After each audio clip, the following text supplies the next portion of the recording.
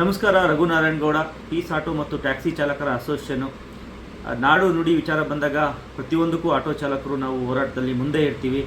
ಈಗ ನಡೆಯುವ 22ನೇ ತಾರೀಕು ಬಂದ್ಗೆ ನಾವು ನೈತಿಕವಾಗಿ ಬೆಂಬಲ ಸೂಚಿಸ್ತಾ ಇದ್ದೀವಿ. ಕಾರಣ ನಿಮ್ಮೆಲ್ಲರಿಗೂ ಗೊತ್ತಿದೆ. ಶಾಲಾ ಕಾಲೇಜು SLC ಮತ್ತು ಎಲ್ಲ ಮಕ್ಕಳಿಗೂ ಎಕ್ಸಾಮ್ ನಡೀತಾ ಇದೆ ಕರ್ನಾಟಕದಲ್ಲಿ. ಈ ಎಕ್ಸಾಮಲ್ಲಿ ಏನಾದ್ರೂ ಶಾಲಾ ಕಾಲೇಜು ರಜಾ ಘೋಷಣೆ ಮಾಡಿದರೆ ನಾವು ಪೂರ್ತಿ ಪ್ರಮಾಣದಲ್ಲಿ ಬೆಂಬಲ ಕೊಡ್ತಾ ಇದ್ವಿ. ಈಗ ಶಾಲಾ ಕಾಲೇಜು ಇರೋದ್ರಿಂದ ಮಕ್ಕಳಿಗೆ ಎಕ್ಸಾಮ್ ದಿನ ತೊಂದರೆ ಆಗಬಾರ್ದು ಅನ್ನೋ ಒಂದೇ ಒಂದು ಕಾರಣಕ್ಕೋಸ್ಕರ ನಮ್ಮ ನಾಡಿನ ಮಕ್ಕಳು ಅವ್ರಿಗೆ ಯಾವುದೇ ರೀತಿ ತೊಂದರೆ ಆಗಬಾರ್ದು ಅಂತೇಳಿ ನಾವು ನೈತಿಕವಾಗಿ ಬೆಂಬಲ ಕೊಡ್ತಾ ಇದ್ದೀವಿ.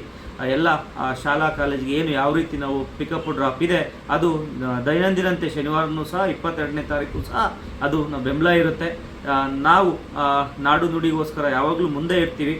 ಈ ಬಂದು ಎಕ್ಸಾಮ್ ಇರೋದ್ರಿಂದ ನಾವು ನೈತಿಕ ಬೆಂಬಲನ ಕೊಡ್ತಾ ಇದ್ದೀವಿ. Raghunarayana Gowda, peace auto and taxi driver association.